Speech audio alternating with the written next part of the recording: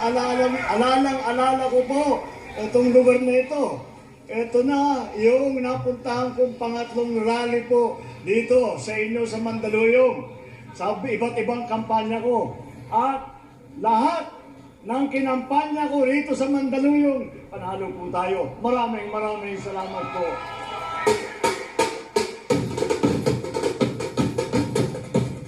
Tayo po ay nakarating na sa kahuli-hulihang pagtitipon natin dito po sa kampanyang ito.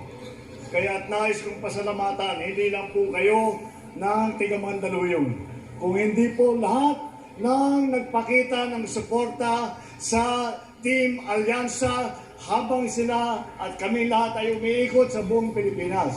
At nasasabi ko naman, nakakatuwa naman na mas nakita kahit po saan pumunta ang Team Alyansa, napakainit po ang pagtanggap sa Team Alyansa, pagtanggap para sa kinabukasan at kabubuti ng ating minamahal na Pilipinas.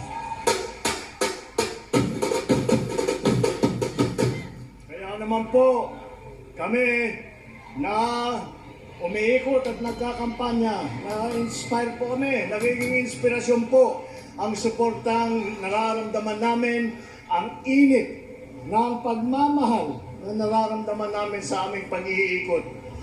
Ay mula naman po sa umpisa, sinabi ko po, ang bagong Pilipinas ay isang pangakong ginagawa nating totoo na araw-araw.